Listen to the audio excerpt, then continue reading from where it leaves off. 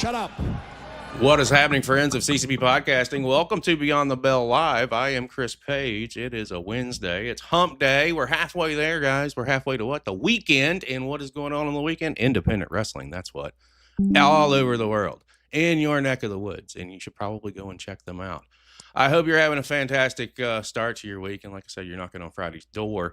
This is going to be a great show. First of all, we welcome everybody across all the platforms, Twitch, X, YouTube. Guys, you guys start loading in and get ready for what is going to be a unbreakable conversation for sure. But before we get there, July the 11th, it's coming, guys. It's right around the corner. And what is that? Oh, yeah, that's Chapter 6. That's what's up. It's Built on Business. It's going down in Orlando, Florida. And let's run this down real quick. What I have already announced, our main event. That championship right there. Big, strong Mims back to defend against Chapter 5 Victory Rumble winner Baracco and the main event for the CCP Podcasting Heavyweight Championship. This is a first time ever meeting. This is a night of first time ever meetings as I'm looking over this entire card. And this is just a piece of it, guys. We're not even all the way there. How about CCP Podcasting's own Goth sponsoring Skrilla the Great? First time ever against DMC. We've seen DMC at several shows. We've had Skrilla at several shows. This is bound to be fucking great stuff. DMC asked for this match, and we are giving it to him. Speaking of other first-time evers, Firestarter Pro Heavyweight Champion Blade Brown, the top of the food chain, in Florida for the first time, and at our live event for the first time. And he is going to be taking on Mikey Spandex, man, the leader of the Spandex Parade. It is going to be insane. That's one you're going to need to keep your eyes on because it is going to be epic. And speaking of other first-timers coming to Florida to hang out with us, we're talking about SoCal Pro Heavyweight Champion Matthias. He has had a stranglehold on that championship for well over a year, and he is going one-on-one with the smooth operator, Terry Kidd. And Terry Kidd, if you do not know who he is, I guarantee you by the close of Chapter 6, you will. And this was announced yesterday, although it's one that we all knew was coming. It is our own Gage Briley stepping into the ring for the first time at the CCP live event, and he is going to take on the man who choked him out at Chapter 4, and that is Matthew Ennis. Your tickets for this are at ccppodcasting.com. Go into the store tab, click the poster, buy your ticket, come and hang out with us. And if you cannot be there, or you're our friends that are across the pond and watching on all continents, YouTube CCP Podcasting is where you need to be. About 7 o'clock-ish, 6:45-ish on the 11th. And maybe you'll see something spectacular. It's going to be a great night. And again, it's definitely one you're going to want to be there for. And I encourage you to do so. But that is not why we are here today. We are here today for a conversation that I have been waiting to have, and the time is finally fucking right. Before we bring our guest in, I see you over in chat, Goth. I see you guys loading in. If you have any questions, feel free to drop them. I will get them worked in as long as they make sense. Don't be that guy. It is going to be fun. It is going to be great. I look forward to introducing him to you guys. We had him at Chapter 3. Back at Good Vibrations at MPW Arena. He is a homegrown guy from there and is currently the MPW National Champion and has got a hell of a run over the last year. And I cannot wait to chat with him about it. We're talking about the Unbreakable Heart. We are talking about the one and only Mr. DRAVEN Silvera. How are you, brother? Hey, I'm doing very good. How about you? Bro, I have been waiting for this conversation because I just think I think the world of what you guys are doing out there and what you've been doing specifically, and just being able to sit back for the last year and some months and see how far you've come in such a short period of time. It's incredible. I'm excited. I'm excited to have this conversation. I'm excited to introduce you to our audience and some of our affiliates so that they can find out what I already know, that DRAVEN Silvera is someone you should be watching. It's going to be great. You having a good week so far? Oh, yeah. Very good week. Very excited for this conversation as well. I know. You got a fucking big match on Friday. We're going to get to that because I'm super stoked about it. I literally watched Summerfest last night and checked out the show. And I'm a kid in a candy store right now with what's going on and the stories that you guys are telling, and I can't wait to hear your perspective on a lot of these things. And with these conversations, brother, I start them at the top. I don't start when you lace a pair of boots. I don't start when you start thinking about wrestling. I want to know, where does your fandom start? What drew you into professional wrestling? What was going on? What was happening? Well, you know what? I remember I don't remember what age. I was real young though. And I remember my dad popping in a VHS tape of the Ultimate Warrior versus Hulk Hogan at WrestleMania. I think it was WrestleMania 5. 6. The title, or 6. There you go. WrestleMania 6, title for title. And from there, I was pretty hooked on and off at the very least. But I say where I really fell in love with wrestling, which is kind of divisive with some people, I tell, was John Cena versus Randy Orton in their 1 hour Iron Man match, is where I was just head over heels for wrestling. Never stopped, never looked back since then. What was that about that Iron Man match? What do you recall about it? What drew you in?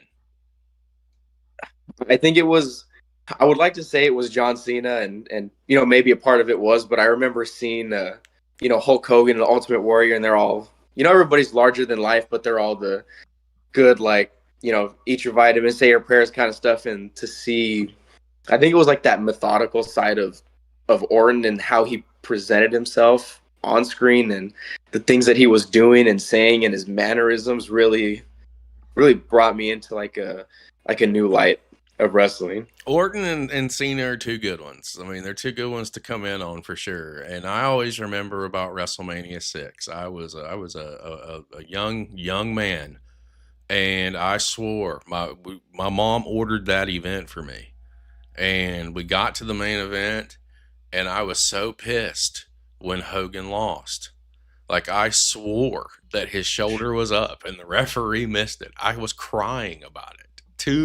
Like, I remember it vividly. And it was one of those matches now that I look back on and I'm like, damn, Hogan really carried him in that.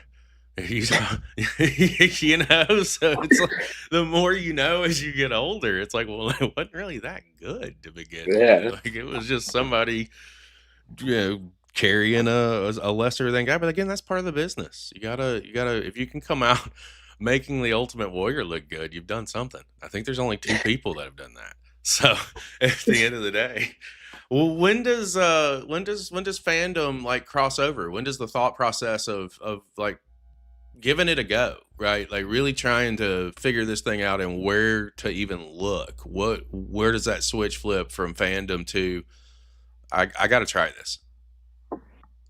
Well, I mean, I knew from like a very young age I've always wanted to wrestle, and I remember actually the night it clicked when I was like, okay, this is something that I want to do, was the following year's Royal Rumble 2010.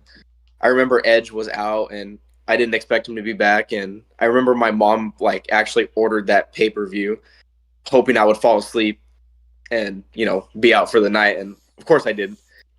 I was up watching it, and then Edge came out. I absolutely flipped my lid. I came out of the room yelling, "Oh my God, Mom, Edge is back, Edge is back." And I remember the feeling that gave me, and that feeling is what made me want to be a pro wrestler, because it was just such a great moment, a great feeling. I was so excited and happy, and then to see him win was just even better. It was so great. But I didn't actually start looking into it until I graduated high school, like in 2020, because I knew I got to take care of some business first and then go ahead and you know, try to live out my dream. So 2020 is about where I was like, okay, I got to do something about this. And I looked at a few different schools and, you know, tried out a few different things. And then I actually remember I went to MPW's King of Extreme in 2021 or 22. Mm-hmm. You know, I think it was 21. I remember Miggy wrestled Heidi in the main event for the title. That's what I remember about that. And the Brothers Divine had their tables match, and the King of Extreme match was just awesome. And I saw the MWA in the background. Like, oh, they got a school here. Like, that's pretty cool. So that's when the switch flipped again. I think this is the place that I want to go. I want to be here. I want to wrestle here. I want to learn from the people who are in the ring in front of me. So I think that's when that's what I knew I wanted to be at MPW. That's so crazy. You're so young, brother. It's like, but that's what you know, here's the thing. After watching you over the last year and some change, really, when I talk to people about the younger generation, your name is brought up from me frequently. As far as guys on the SoCal scene and on the West Coast that are going to be carrying the fucking flag for the next several decades. That's why this stuff is so crucial and critical for me, because you're still so young in the industry and within the business that you don't even know how good you are and how good you're going to be. So like for me to see this shit and see just what's happening here, it's like, no, you're definitely somebody that people need to be watching. I put you in the same class with like Dustin Daniels and Kid Destino and Jake Mays and that crop of guys, Angel Navarro and Anthony Zalea, I think is going to be pretty big here and within the scene. And there's so many other younger cats that are out there that are Isaiah Hendricks. You know, I mean, the list can go on and on and on that are so good right now. And it's so insane to think about what you're going to be able to accomplish. And when you guys, you link up and you head into MPW, give me some strengths and weaknesses from you, brother. When you were first getting in and the training was a thing, and, you know, who are you learning from and all that fun stuff for our audience who aren't aware of what's going on at the Millennium Wrestling Academy. Well, I'd say the biggest weakness is I thought I knew decent amount. I knew I didn't know everything, but I thought, I knew a decent amount of wrestling going in. And I was first brought in by Danny Devine, and he didn't tell me directly, but after hearing from him and learning from him, even just the first day, I was like, oh man, I don't know nothing about this. I don't know nothing about pro wrestling. So I stuck around to learn, because just hearing what he had to say and his perspective on things really changed the way I thought about wrestling, and it opened up a whole new doorway. And I think that's the biggest strength of MPW is Danny himself. And the biggest strength of even me, getting to learn from somebody like him, such a great mind in the business. That's definitely the biggest strength. Well, I think when it talked about strength and weaknesses, mine was footwork, and I was terrible at it to begin with, and I remember just ridiculous, and I shouldn't have been. I played basketball in fucking high school. Don't look like it now, but damn sure did. I almost looked like you at some point in time in my life. You can believe that. But I think that I think Divine is so great, man. I am really, really impressed. Like, he is one of those dudes that we have each other's personal number. He is one of those guys that I will literally call when I have an issue and say, hey man, I trust your opinion, and I trust your judgment, and I trust that you're going to shoot it straight with me, good, bad, or indifferent, right? Like, that's the big thing, whether it's for me, against me, or not. Like, you're one of the 3 people that I can pick up the phone and call, and we have those conversations. I think the world of him, and being able to learn from him, I can only imagine. Like, it's just insane. And correct me if I'm wrong, and I very well could be. When you came into MPW initially and started making your debut, wasn't that a part of Full Send, or did that come after you kind of made your debut? And if not, what did your debut look like? So the Full Send stuff came a little bit after I debuted. I actually debuted. I was the jacket boy. I was the music guy, and then turned into a referee for a little while, actually. And I remember, Danny was having this match. He ended up losing, and of course, he blamed the referee. What was going on with him at the time.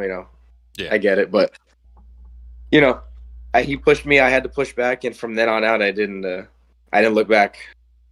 So okay, so that's how it transitioned and played in, and then I know that you work so hard to get to the debut. When you do get that match and you get that opportunity to come in, obviously presentation is key, right? Like, it's a piece of what goes into all of this.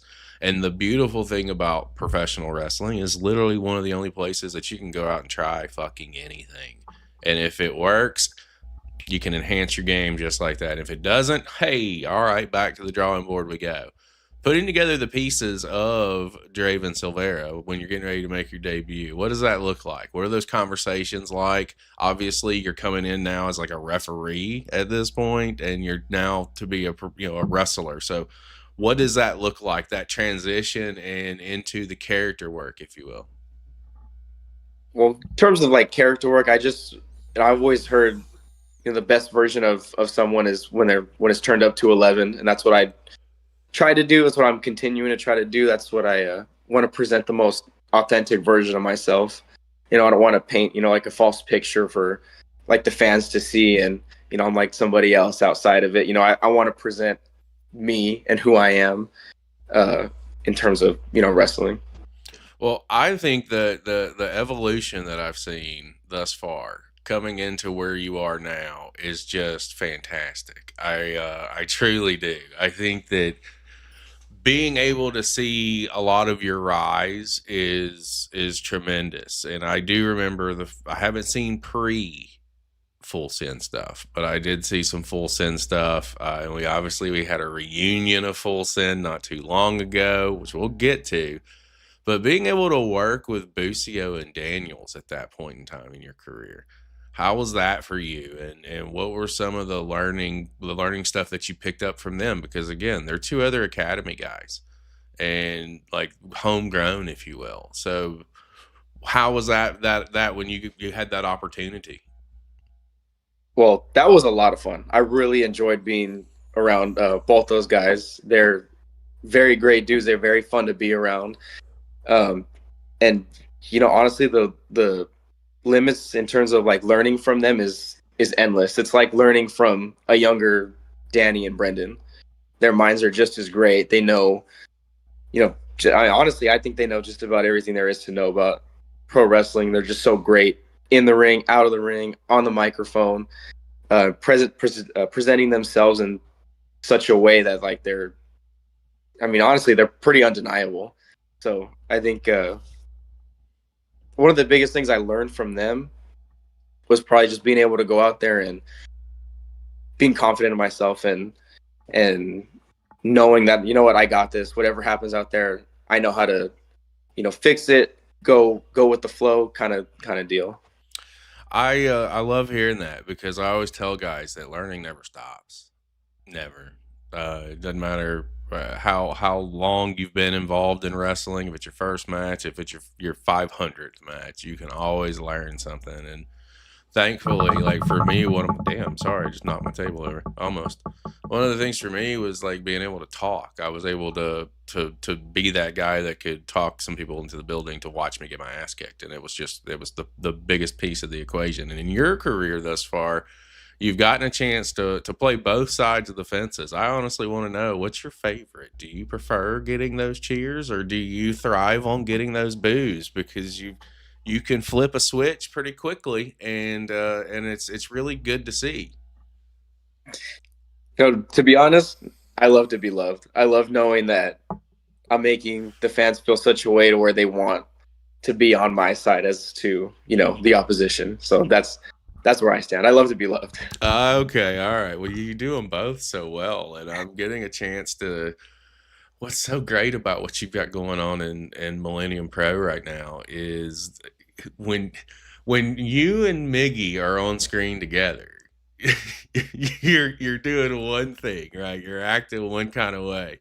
When you're by yourself, it's a whole different little facet, right? Like it is so cool to see. And I want to take a minute because I think we're going to talk a whole lot about Miggy here because I had the opportunity to be there at the spectacular last year, and one of the matches that was going on was this tremendous story that you and Miggy had going on. It was kind of an even kill, 1-1 win wise, and you build it to straight up Miggy's kind of match. Miggy started as a backyard guy, a hardcore wrestler, if you will, deathmatch kind of guy, and turned into what is to me a very underrated fucking piece of talent that's out on the scene. Period. End of story. But you get this opportunity to work this really big story, and it culminated in a match that again I was ringside for, and I was invested into it every step of the way. and you leave with the win. Didn't you leave with the win on that? I think you left with the win on that. Nah, You did not. Oh, he pile drove you through the fucking yeah. through the table. That's right. Too much MPW since then. But he pile drove you through the table to pull the win. But you earned the respect. That's what it was. He finally shook your fucking hand. Yeah, that was the goal of it all, was to get his respect. Talk to me about this, getting that big story and getting that big push and getting that. I mean, that was mainstream for Millennium Pro, and it was a really solid story. And working with Miggy, because obviously he's been there since day one. Well, actually, the story for me really starts when I went to that first King of Extreme, all those years ago, and I saw, Miggy Rose in that main event match. There were obviously, everybody stood out to me, but the people who I really noticed were the Brothers Divine and Miggy Rose. And Miggy Rose was like the guy who was pulling me into MPW essentially without him knowing it. And I knew that I wanted to wrestle him. I knew I wanted to be in King of Extreme, and I knew I wanted to be at MPW from them three alone. So that's really where that started, and me wanting to earn this guy's respect more than anybody. And then, fast forward all the way to, man, I'd been injured the first time. When I came back, I actually had tagged with him once, and then we had tagged again later on. That was those were all pretty big moments, and that adds to the story. I remember him telling me in the ring, right now I'm going to shake your hand, but I'm not going to do it again unless you earn my respect. And that's, again, where it clicked. I'm like, okay, we got to start working on this respect thing. And then, fast forward another, not even a year, maybe like 7-8 months into finally having that first match, and then the second match. And then, like you said, he was a deathmatch guy. He was that hardcore. He was on the hardcore scene a lot, and he didn't want that third match. I thought the only way to do it was to get that, entice him with that street fight. And it hurt. It hurt a lot, but it was worth it. It's a great match. And if you have not seen it, guys, I encourage you, go over to Millennium Pro Wrestling on YouTube. Look up the spectacular from last year. It is fantastic. Wendy over in chat on that night at King of Extreme and the anniversary show, Draven proved that he's the Unbreakable Heart. It's gotta be a great feeling to see, just where you're at now and how you've gotten here. Like the Full Send reunion turned into the Triple Threat, and Dustin was coming in as the national champion. You're in there with Busio again. You come out with the championship, and I don't ever say that. I tell guys all the time, it's not real until the belt's in your hand. You get that opportunity and you win the national championship. You shut a lot of people's mouths in the process. Talk to me about that moment and being able to hold that title up. It was honestly so unreal. Even as soon as the hand hit the canvas for that 3 count, I was like, oh man, like I won. I was excited, and then I was presented the national title, and I honestly can't even put into words how that really made me feel. I remember I went to the back and I just stared at it for quite some time. Honestly, I don't even know how long, but I mean, that really meant everything. I remember leaving the MPW arena and going down, and my family had showed up just randomly. They were like, hey, you know what, this is the one we'll go to. And they were all downstairs, and some of them were crying and telling me like, this is crazy. And that made me feel even better to know my family, who's all believed in me for all these years, even though it was, like a 5-year-old kid running around saying, I want to be a wrestler. And then to finally get to MPW and win the national title means just the absolute world to me. It means everything to me. And hopefully, I'm holding that title with, I'm trying to hold it with pride and honor, and I want to bring respect back to that title. Well, it seems like not only bringing respect back to the title, but bringing it to, with Miggy specifically. There have been some instances over the last several weeks where, first of all, I'm going to say this because I said it off the air, and I have to say it, and Wendy can hate me fucking later. I love the dynamic that has been going on with 2X. I mean, before we even get to the national championship, I mean, you guys had a a massive run with tag titles, 9 defenses, and it was insane. And I was staying then as I'm watching this run play out, I was like, this is Draven is standing out because there was so much character work that was being done and development that was being done, and just the evolution of you at that point in time. And I think we skipped that, and we need to go back and cover it, and then we'll get more into the national championship stuff, because that is not something to sneeze at. And I say this all the time because when I watch you guys down in Primal, which we'll get to Primal here in a little bit, but every time I hear the announcers, I hear Ario or Chase say something about, oh, this might be an upset if two. I was like, no, it's not. It's not an upset. They Murderers Row of defenses as tag team champions elsewhere. So it's not an upset if they fucking beat this team or that team. Like, come on now. But you guys win the titles in one of the most interesting matches that I've seen play out, the Purge match.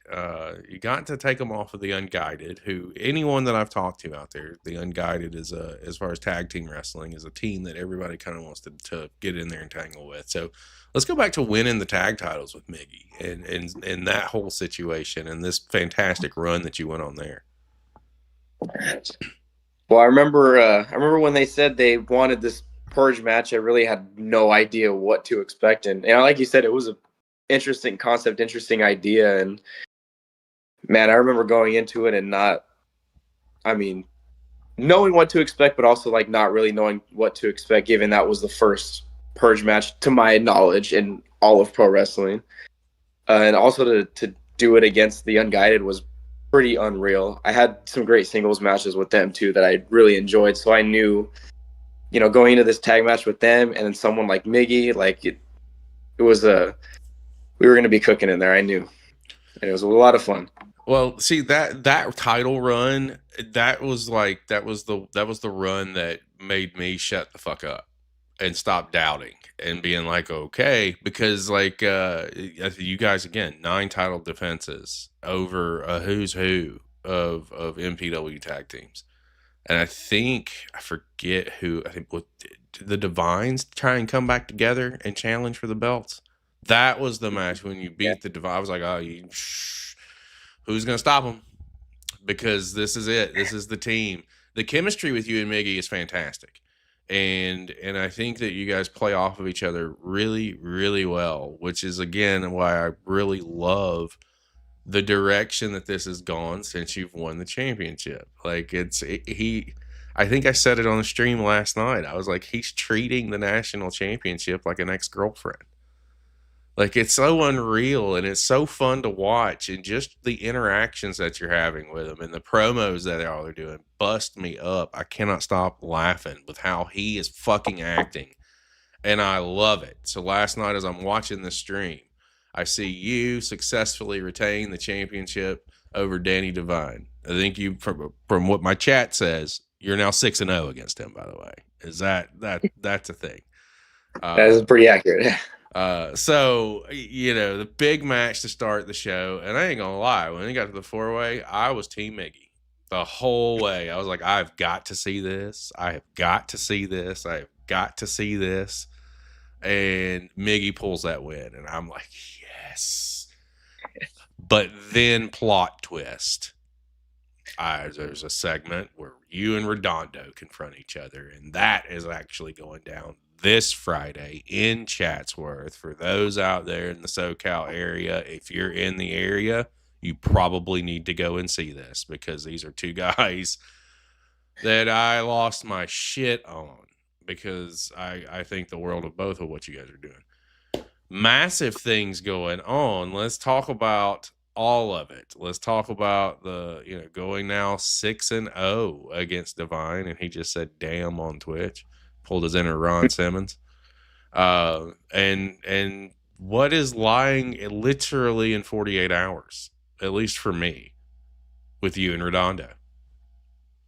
Miggy, I'm not sure what he was thinking. I was honestly Team Miggy too when I was watching that Fatal 4-way match. I'm like, all right, I'm pulling for Miggy because, he wins. We go 1-on-1, and hopefully I can, re-up on that respect that I earned from him in that anniversary show match. Sure enough, he won, and like, hey man, let's do it as soon as possible, which would have been this Friday, but not really sure where his head's at when it comes to his national title match. And Jake just happened to be at the right place at the right time, and he knew.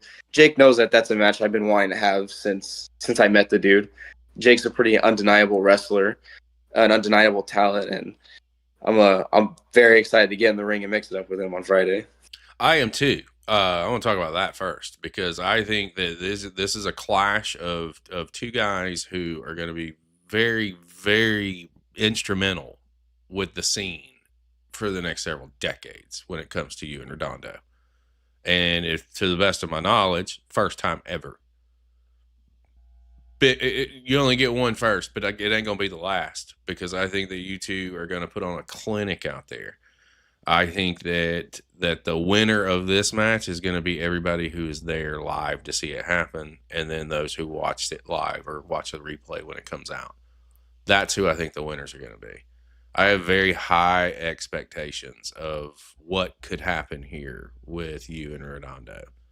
I really do, because you two are, Redondo's on that list of not only talent here, but same conversations that I have with our international partners who are looking over here right now.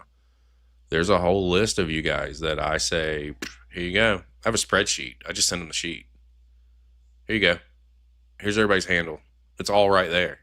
And you know what I mean? Like, dude, if we can make some moves just by putting information out there, by all means, let's do it. You're one of those guys that's on that list. Not bullshit. Hell yeah. That's real. It is how I do things. It's just the nature of the game. But this is one of those matches, man, that I really think I think it could steal the whole fucking show. I think it could be a match of the year candidate. But I also put a couple theories out there last night because while I know that you want to give Miggy the benefit of the doubt, but let's be fair. It's not happening. He will stick you before you stick him. It is his nature. Listen, we smell our own when it comes to professional wrestling. So I'm going to say this. Keep your eyes peeled on Friday, because I would not put it past Miggy to stick his nose in this and either cost you the championship or cost you the match in general. I would not put it past him. I love Miggy. I sure hope not. We built a lot of trust together, so I hope I'm just saying they will have this match. I am just saying option 2 is he keeps his nose out of it. And you two go out there and have a fucking classic, and the best man wins. However, I just don't see his ego allowing that to happen. And the last thing I want to see is either one of you, whether it be you or Jake, fucking come out of this match not satisfied with the end result because someone else couldn't keep their hands out of the cookie jar. So keep eyes in the back of your head, just for me. Keep your eyes in the back of your head. I got you. And after while we can't predict the future, and I am not selling Redondo short. We're gonna armchair quarterback. You do successfully retain in 48 short hours again in Chatsworth, guys. And Miggy is in front of you. Do you think he's still gonna play this card of I'll get there, or no, I'm not ready, or is he? I just feel like if he really wanted this, like he claims, he would have been the first person to say we'll do it next week. Well, he was a little banged up on last Friday, so maybe he was just trying to get his ducks in a row. But I don't know. I hope he's Miggy Rose, and Miggy Rose is always ready for any challenge. So I would hope if I were to get past Jake that he would take me up on this title match. Well, because it's a win-win situation either way. If I win, stays with 2X. If he wins, the title stays with 2X. So it's yeah. My gut tells me. I'm just like, be careful here. Be careful. I do think that the run that you're on in MPW is fantastic, but you're also doing some stuff down in Primal, and Primal again is another company that, thanks to the Divine, Danny Divine specifically, said if you really like what's going on here, you want to check out what's going on there. We use a lot of different talent. We kind of have a little bit of a working relationship and a personal relationship. So I said okay, and I came into Primal at Summer Surge last year, and lo and behold, over the course of 2026, we get some 2X action going on down in Primal. First of all, what a lot of you may not understand, and I've made this drive, so I can say this: it takes a lot to make that hoof to drive 7 hours round trip to go and work a show. So I think, I don't know if I told you and Miggy this when we were down there at Chapter 3, when we went to Primal, that I have so much more respect for you guys now, knowing what you are doing to get an opportunity and get a spot. Like, it's a hoof. So for you guys to make that round trip, it's fantastic. It tells me that you guys, you want it. You want to get out there and do some things.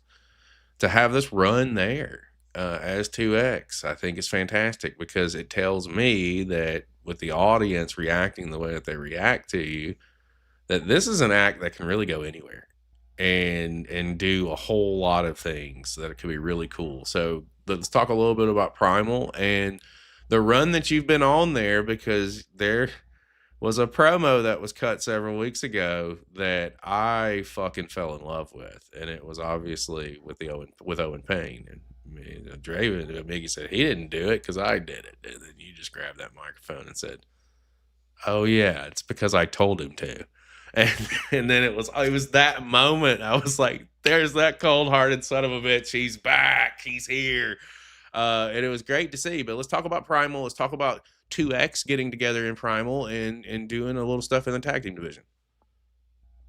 Well, when it comes to what we talked about earlier about like the drive heading up there and stuff, that can be tough sometimes. But when you get there, it's just so worth it to be part of that locker room and be around everybody that's there. It's like MPW. It's just everybody's just full of of love and acceptance, and everybody there's super dope and to be around and stuff. When it comes to Miggy, I know I wanted to be something more at Primal, something I guess diabolical, if you want to say that. Something that I know could get us some championship gold. I knew having Miggy by my side to help with that I think we would succeed very well in it. This is why I had a hand in making sure he was a part of it. The track record shows. Yes, it does. Yeah.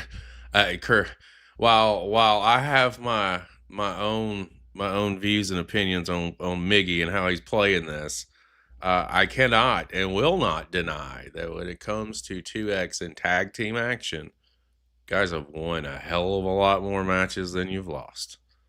And that speaks in itself. You guys just had a match with Jesus and Alexander Phillips. I thought it was a really good tag team match. I thought that you two, the four of you working together, it meshed really well. You told a solid story throughout, and the post match that came with it, leads me to believe that there's some Owen issues that need to be resolved. So I'm trying to get your take on that. Like, for me, I would think that if I got my tail kicked in a parking lot, or just got kicked in general and was put on the shelf for months, I probably ain't going to go after the guy that did it, because that just inquires too much emotion, especially when you're outnumbered and outgunned. Doesn't seem like the smartest decision, is what I'm saying. And when he evened the score and tried to level the playing field, you guys still walked away with the win in that 6-man tag. I don't know. What do you want to say to Mr. Owen about, maybe letting cooler heads prevail and he just walk away from this before he gets hurt again? Well, I will say this. If it wasn't for Owen Payne, I would definitely be sitting here with the national championship, had won half of the Primal Pro Tag Team Championships. But, you know, he stuck his nose in, you know, someone else's business. So I think it's a little too late for him to turn around and walk away. Okay, so troubles are brewing is what I'm hearing here. Okay, well, we're gonna have to stay tuned to Primal for that, man. I'm so fucking just thrilled with where you're going overall in 2026. Like you really have come into your own since the spectacular last year. From my observation, as a guy who's avidly followed, literally for only a year and some change. So take that for what it's worth. But I think that you've come into your own, not only in MPW, but as well as in Primal. And what's so scary, and this is what I tell people all the time, I'm going to blow your mind right now, is that, you know, right now you're still so young, right? Like this is a thing. This is why I say, when I say that younger demographic and that younger generation's the generation you should be watching. Here's a piece of why people should be watching is that and when I say demographic, I'm in that 17 to 26, that younger generation of professional wrestlers. So it's kind of a wide range, but it's there. I'm saying that you're so good right now that you're only going to get better with every rep, with every show, with every match, right? Guys today, unlike my day, we didn't take really good care of ourselves, and I know I sure as hell didn't. But those nowadays, you guys are taking much better care of yourselves, which increases your longevity within professional wrestling. And what used to be considered your peak was like 32 to 36 in that age range. That peak now, if you look at what's going on television, just with a lot of the older generation that's out there now, and they're still fucking good in their mid to late 40s. So that means that your peak isn't going to hit until your late 30s, right? Think about where you're going to be. I like that. Crazy. No. If you're this good now, think about where you're going to be in the next 3 to 5. Right? Add 10 years to it. That's what should blow your mind, because you're a decade away from your fucking prime. Think about that, and really think about that, because that's so real. And it's a legitimate fact. You're one of these cats, man, that people need to fucking get their eyes on now and really dig into what's going on, because the more that you're seen, the more that people are going to want to work with you. I don't say that every day, and I don't say that to a lot of people. I say that to people that I see shit in, and you can only take it from a dude who watches wrestling all over the world and has made a lot of really interesting and cool connections just by watching their shit, and what's going on there and what I see here. And it's just a real wild journey. And you're one of these guys that you watch the fuck out. Watch the fuck out. You know, I think that you've got a big upside to you, brother. And with 2025 and 2026, like, you've really upped your game. And I do always like to ask, and I know we've talked about a couple of them, but moments that matter to you. What are some of the moments throughout your career thus far that really matter to DRAVEN, that you just reminisce on from time to time? I think the one that might surprise people the most would be the first King of Extreme Battle Royal I was in. That was an unbelievable moment, because that was when I fell in love with MPW, was through King of Extreme. And I remember all I wanted to do was that was made it on my bucket list pretty quick. So then as soon as the music started playing and I came out the curtain and hearing the crowd's reaction to, you know, me just walking out, it was that moment meant everything to me. I remember having so much fun in that match, as beat up as I got, going downstairs and sitting in the car reflecting on, damn, like this is the first time I've crossed something off my bucket list. And I'm not gonna lie, I sat there and I had a good cry, feeling very proud of myself and very fulfilled, and knowing that there's nowhere I could go but up from here. That's the moment itself. That's what means probably the most to me so far in my career. Those are the ones. That's the moment that you're gonna remember. That's the moment for what it sounds like to me is the moment that you kind of admitted to yourself that all the work is paid off. Because what a lot of people don't see is that this is work. It isn't. It it's not easy, because if it was, everybody fucking do it. It's just not. And there's a lot of sacrifices that go into it. There's a lot of things that you have to put on hold, or you can't do it all because you got to make the next show. You got to make the next thing. And something that's, for me, that's a beautiful thing about MPW is that they're running weekly. And you guys that are there are getting the opportunity to wrestle, I would say on average a year, at least 45 matches. I wouldn't say like every week, because I don't, I would imagine that there's probably going to be either off time or time where something's not involving you and you may not need to be there. But I'd say at least a good 40 to 45 shows, which is usually double what people get in a year period. So there's all these different opportunities to get all these different reps and work these different guys. And as you enhance and you keep growing, you just mentioned that is a bucket list moment, was being able to compete at King of Extreme. What are some other bucket list moments that are on that list that you're trying to check off?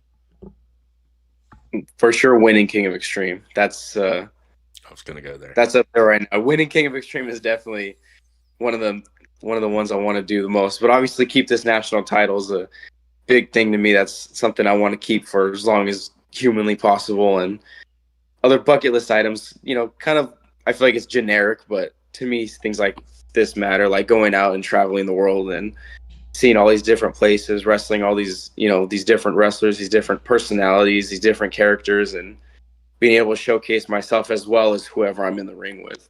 It's a pretty big one right there. Well, I'm going to ask you this, as we grow and do our live events, like I've modified some shit and I'm learning as I go. I'm just going to tell you, man, the option and the opportunity for you guys to come out to Florida is there. If you want to come out and wrestle down here, if Miggy wants to come out and wrestle with you down here as a tag team, like there's opportunities down here, and there's some pretty good teams that I could put you guys in the ring with, and there's some pretty good singles guys that I could put you guys in the ring with. That option is there. And I mean that. Like there's things, we'll talk off air, but there's things that I can do, there's things I can't do. And put it in your hands, and you tell me. And as we continue to grow, the beautiful thing is, like, even this week, we announced another affiliate. We've got Ironheart Pro out of Minnesota that is now a part of the Pod Fam as we build this thing. Deep South Wrestling in Atlanta is another company that we just affiliated with. Like, all these companies are like-minded. Texas, like, I can put you in touch with Caius. He's a good brother of ours who runs a company down there. Then San Antonio, like there's different little opportunities that are out there that are always there, because I think if we work together, we can build something special. It's taken 2.5 years, 3 years to get to this point, and now we're here. And now it's starting to work. It's starting to happen. And as long as the companies do their part, we'll continue to do ours. The goal is to make it easier, not make it harder, and see what we can do. So that door's open for you, sir. And I would love to get you out here, whether it's a singles or a tag, and get you in the ring with some guys down here, because I know that some right people will see you. It's proven. I think at this point we've gotten 16 guys in touch with other companies that want to work with them. It's working. You're one of these cats that we need to see, and they need to see. More importantly, I've already seen you. You don't have to sell me on shit. Go impress them. Let them see what I see.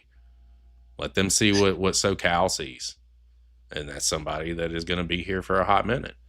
So I ask you all that. The first little piece of the conversation is really just getting to know you and talking to you and hearing your perspective on some things, and just rolling with the punches. But this is where I say, like, where the platform matters, and where I can, like, really try to help with wrestling in general.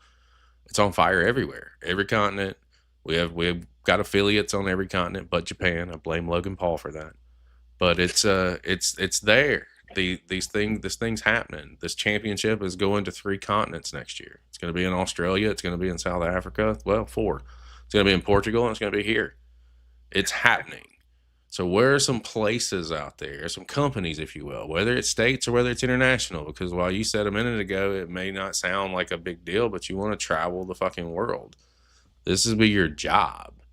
You know what I mean? So like, aim high and shoot, because you don't know who I know and where I know people at. So I'm curious, where are some companies that if you could get your opportunity, where would they be? Well, there's definitely some local ones. You know, I like man, there's so many of them. I mean, aside from local, I'd say it's a UK. The UK is the big place I would like to go and tour, travel. I know a lot of people do that. A lot of wrestlers do that, but that's a scene I definitely would like to be a part of and take part in. In general, no company in particular, but I mean, if I could, I would work for all of them.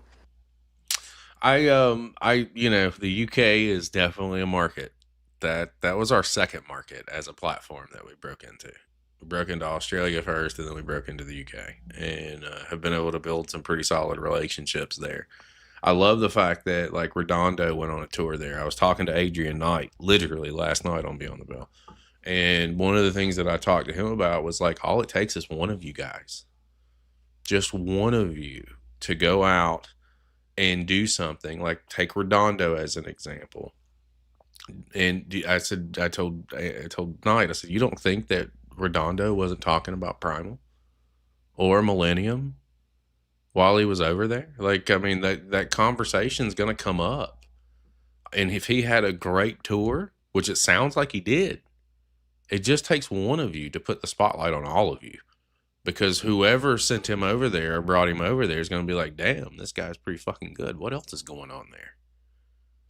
And the beautiful thing about the platforms and people in general is you don't ever know who's watching, when they're watching, or how they're watching. That's it. You know what I mean? Like, more of you can be discovered. I look at Australia and Zara when she got picked up. Delta was who she was down in Riot City Wrestling, which was the first company that we ever watched and that we fell in love with. So we saw her before she got signed. As soon as she got signed, there was already some attention on Australia. Don't get me wrong, but there wasn't a whole lot. When she got picked up and signed to NXT, all of a sudden, the WWE was back with tryouts again. AEW put them on their calendar to go down and do some different things and hold some tryouts. And it's because the talent's there. Nobody was fucking watching. And it just took one person and it drew all that attention. That's all y'all need. That's all y'all need. You just need that attention.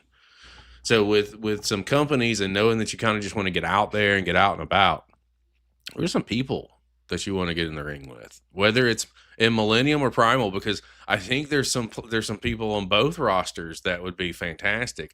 But also outside of those, who are some other guys out there that you want to mix it up with? Well, in particular, there was always 3 people, maybe 4. I would always say, and they're close. Jake Redondo's one of them. Jake Mays was one of them. I got to wrestle Jake Mays at Bayside Brawl, the first one. That was a lot of fun. We had a lot of fun in that match. I think it was a pretty great match. I had a lot of fun. Jake Redondo's, he's right around the corner, like you said, 4 to 8 hours from now. So, and cross them off. Outside of them, I have yet to be in the ring one-on-one with 1 in a million Maximilian. That's one who I definitely want to step in the ring with, even though, I know he's like 10 times my size, but I would still like to mix it up with Maximilian. 2 other people I've yet to step in the ring with, Brendan Devine and Daniel Moon, are the 2 I'm honestly chomping at the bit. I cannot wait to get in the ring with those guys in a singles match. Oh, don't tease me with Moon and Draven one-on-one. Don't do that. Don't do that. I didn't even think about that. How could I not think about that? Wow. Okay. You're giving me some ideas. Let me ask you this, man. according to you, like for the platform, I always say that there's hidden gems everywhere. And while I do have a very good eye on what's going on with Millennium and Primal specifically, who are some people out there that we should be watching? And regardless if I know them or not, they're out there for the audience for that's here that are all here live and they're going to be watching on replay. According to you, who are some talents out there that they should be watching? There's a lot. I could name so many people and still leave out, a good handful. Miggy Rose is like, aside from him being my tag team partner, he really truly is a hidden gem in SoCal. And then obviously, you guys like Dustin Daniels and Busio, Jake Redondo, Jake Mays, all of these guys are all like hidden gems, but they're also getting their name out there. And those are guys you got to keep your eye on. And someone like 1 in a Million, Maximilian, someone like Che Cabrera, those guys are pretty undeniable in my opinion. So if you're not watching them, I think that's a pretty big mistake. I have mixed feelings about Maximilian. Off camera, I think he's a pretty cool guy. On camera, I can't fucking stand him. Fuck that guy. He gets the Chuck Mercer treatment.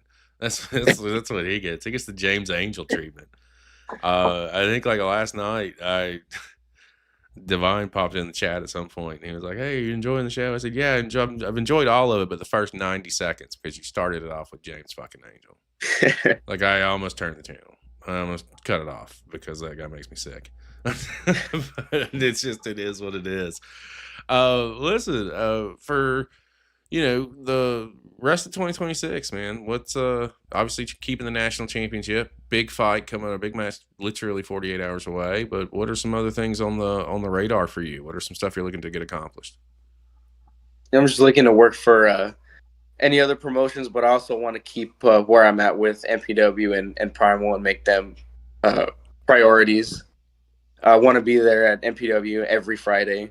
I want to be at Primal every other Sunday and every Bayside Brawl they have, every Summer Surge, every Ultracade, everything. They're definitely my top priorities when it comes to wrestling.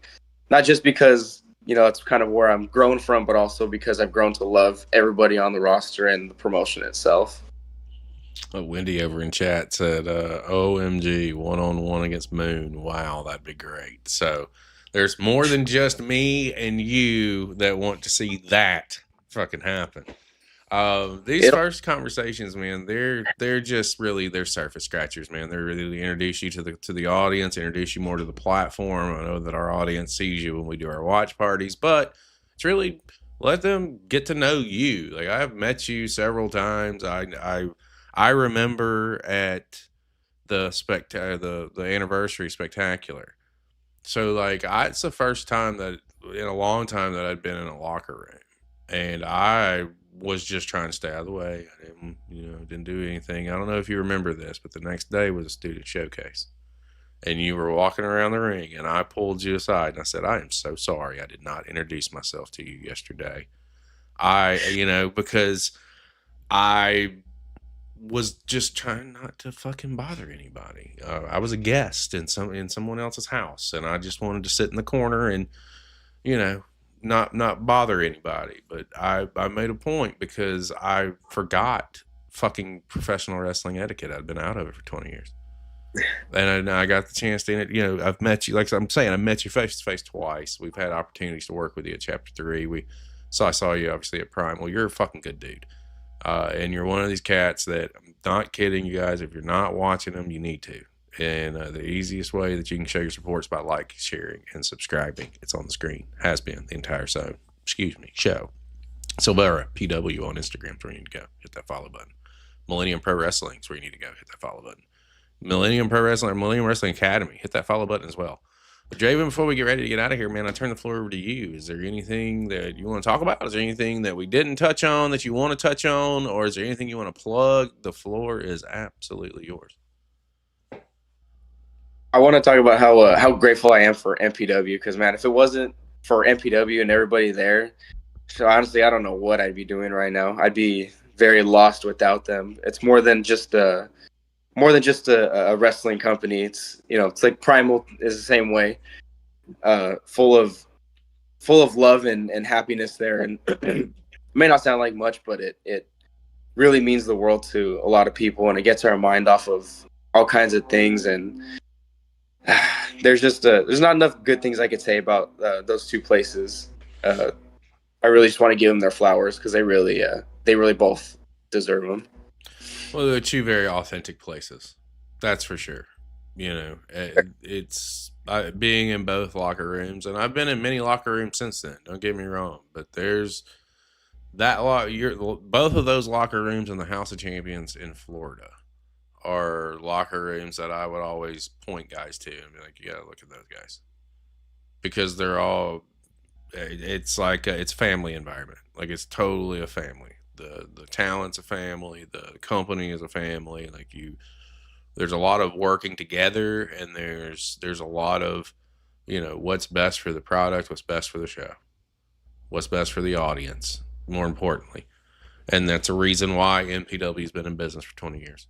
It's a reason why Primal Pro is on the rise and is really getting a lot of attention over the last year and a half. Like this is because of the environments that are there. You know, healthy environments. You know what I mean? Like put it that way. Rather, it has been an absolute blast. Again, like I said, the first conversations, they're simple. They're meant to literally just put you out there and put you out there to our audience. I cannot wait to see what transpires here with you and Redondo on Friday, again in Chatsworth, guys, for the national championship. First time fucking ever. With your the deal with Miggy that will definitely come after. It's going to be fantastic to see. And I encourage you guys, get out there and follow. Again, it's Silvera PW over on Instagram. We are at CCP Podcasting on Instagram. July the 11th, it's going down. It's Chapter 6. It's built on business. Get your tickets at ccppodcasting.com. For my guest today, DRAVEN Silvera, I am Chris Page. We will see you next time.